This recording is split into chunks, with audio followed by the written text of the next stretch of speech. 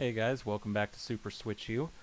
Today, probably going to be talking about a lot of the same things because that's most of the talking points. I can't talk, but I swear I'll get it.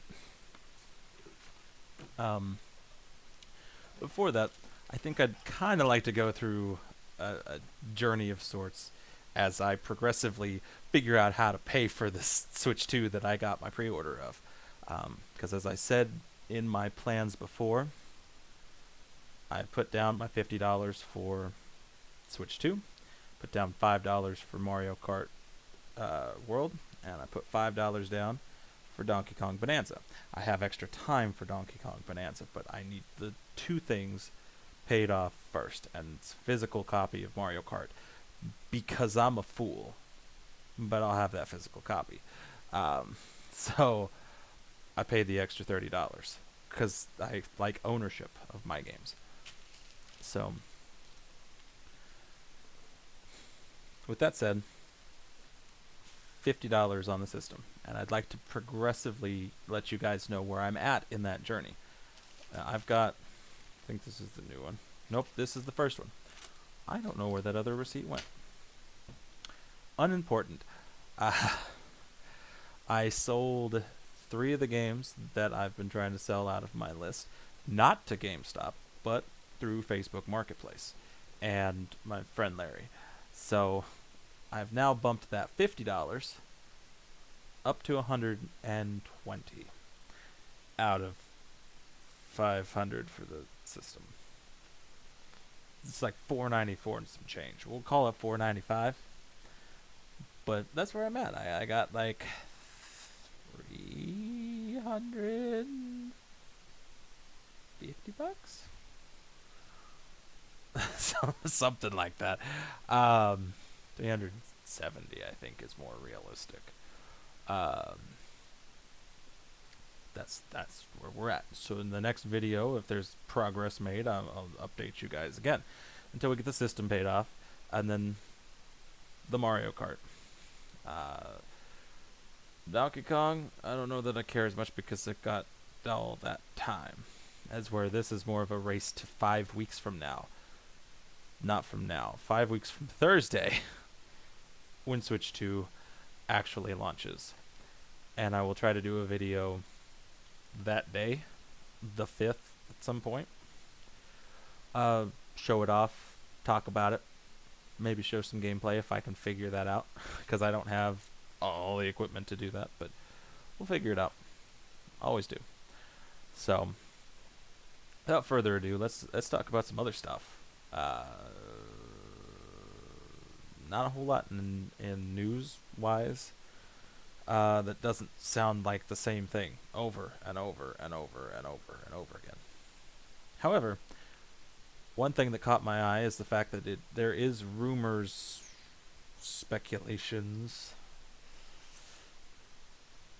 Dragon Ball Sparking Zero has been rated in Saudi Arabia for Switch 2. So it's speculated that we are going to get that on Switch 2. If it's a game key card, we'll have to find out, because if it's a game key card, I'm going to cry in my car for a good, 20 minutes. Not actually cry, but maybe scream into the void. Something. Because it's going to suck. So, there's that. But other than that, I would really just like to try to clear the air on game key cards, because it's apparently my thing now. I'll put that on a shirt that everything's a game key card. I spent a whole video complaining about it. And yet, Facebook is bringing me right back. They notified me while I was at work that Nintendo had posted something. It was so important that they had to put it across my notifications bar. So I click it, and they're just advertising Bravely Default HD Remaster. Game key card. But Nintendo wants you to pre-order that for some reason. I think they're just advertising everybody's games because they're probably not doing as good. So I had a comment.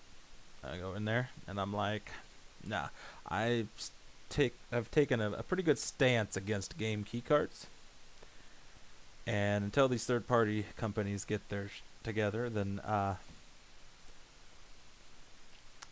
not gonna buy them. I won't consider it until they do. And they get the game all the way on the cartridge. Just get all their crap together and just put it in one place. You know, just get all the crap together. I feel like I've done this before. You get it together. Just get your crap together. But anyways, some back and forth went on there. Even though we were kind of making the same point, it did occur to me that I don't know that every single aspect of game keycards has been discussed by people, and the downsides that really exist with this. Because one of his opening statements, he was blaming Nintendo specifically for this. It's not completely them. Like it might be a little bit them, but we don't know. We don't know. We don't have the specs on things, like the game keycards themselves, or cartridge sizes. As I know that would cost more or less money. But when you're buying it in that kind of bulk, does it really matter if you spend a couple extra bucks per game? Probably not. But they sure think that it's worth jeopardizing their integrity to do that. So, that being said, focusing my thoughts. Give me a second. Right, so what I've heard some people talk about is that, like, we know that there's a 64 gigabyte card.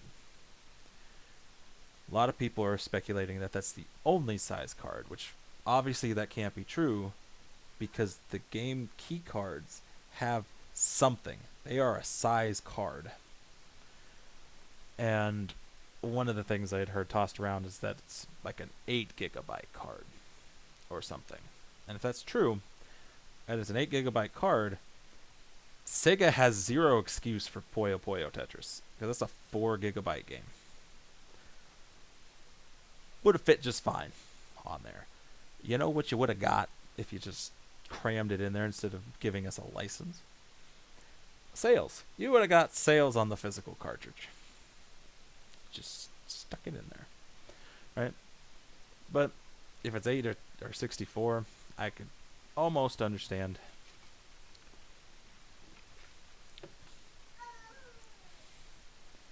At least to a point. Some of it I don't. Some of it I just do not understand why every company seems to be doing that. Except for Cyberpunk 2077 and Daemon X Machina are the only ones that I've seen that are not game keycards. Or a code in a box. Thanks to freaking Split Fiction, now we have to talk about code in a box. Should have been past that. Should have been way past code in a box. But, I mean, it decided to come back. I don't even think it was supposed to. Like, if you if you look at that thing and you really think about this logically, I don't think Nintendo was okay with it. Why would you intentionally put this massive bar across the bottom of the cases, like, and it's uniform? So, like, Nintendo specifically said it had to be there to let the customers know, like, you're not getting a game on a cartridge. You have to download it. Why would they do that? But then with Split Fiction, it's a tiny little bubble that you could absolutely miss that says it's a download code in a box. I would be furious if I had no idea and I somehow missed that and I get home and there's just this piece of paper and no cartridge.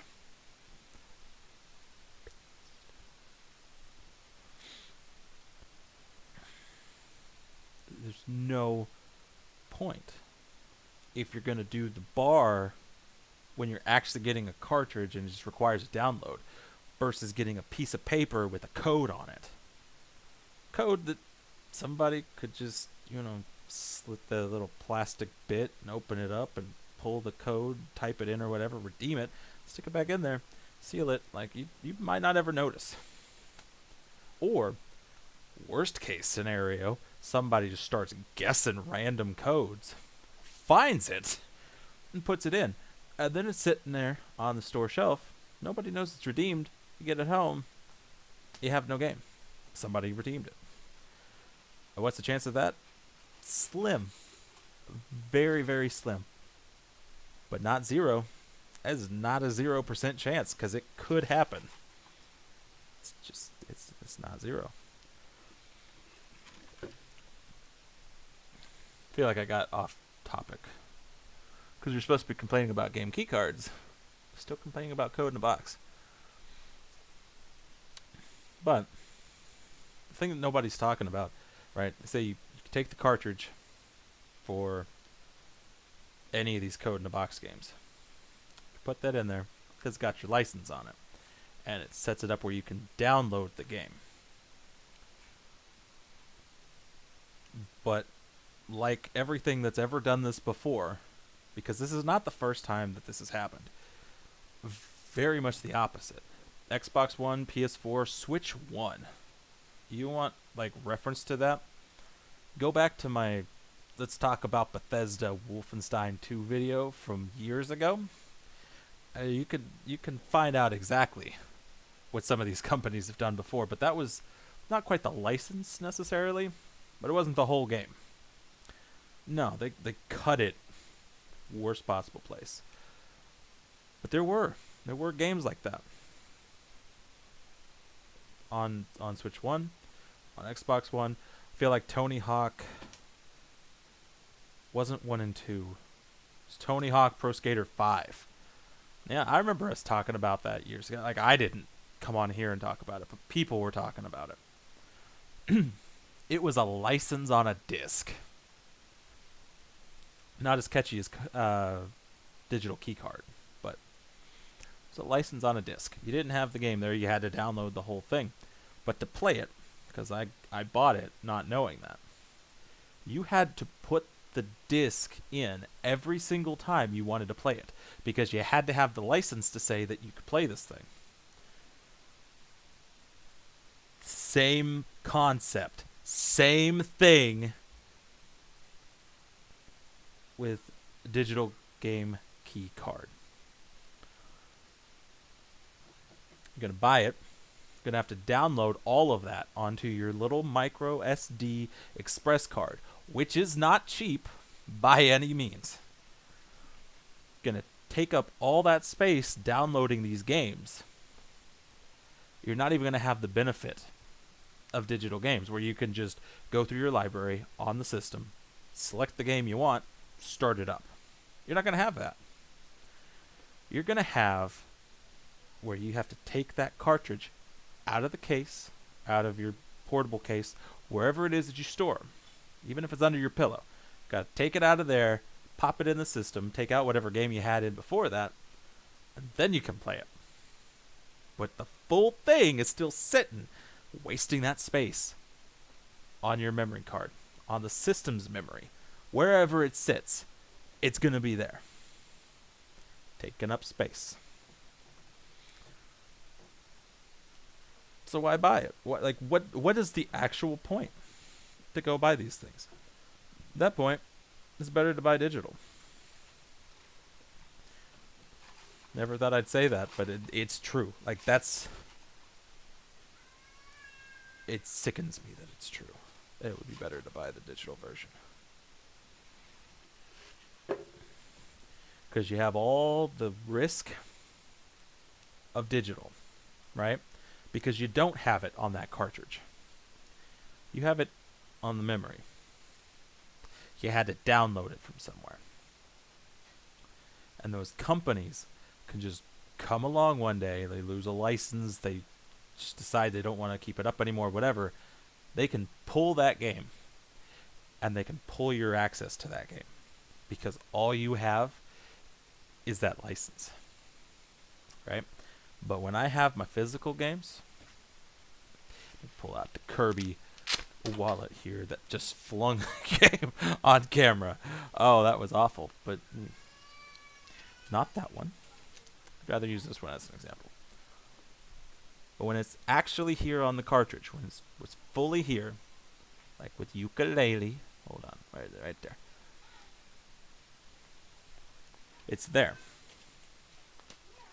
It's written onto that cartridge. There's always that slight chance that they've set this up where they could do the same thing. But you know how they can't take that away from you? Don't connect to the internet. Don't even think about connecting to the internet. Just keep it off of the Wi-Fi. Whenever they're like, oh yeah, we're gonna like pull this, so you only got so long to play it. We're gonna take it. If they even give you a heads up, just stop connecting to Wi-Fi. You never have to worry about that. You know when they're gonna come get it? Pry it from my cold, dead hands. Because it's mine. Not with game keycard. No, good luck with that. Stupid. I'm apparently being rushed off of here. Would close the door, but I can't reach it. I don't know. I feel like I've made my point.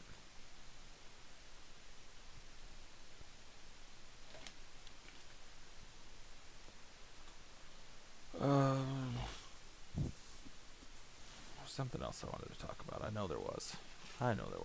We'll save it for a different video. Because I can't make the wife mad at me again. So, yeah. Point is, third-party companies are bad right now. Game key cards, they're the devil. And gaming right now kind of sucks when this is the future. So, that's all I got for you today. Comment your thoughts and opinions below. Talk about it. Hit that like button, subscribe, all the things. And I will see you guys next time.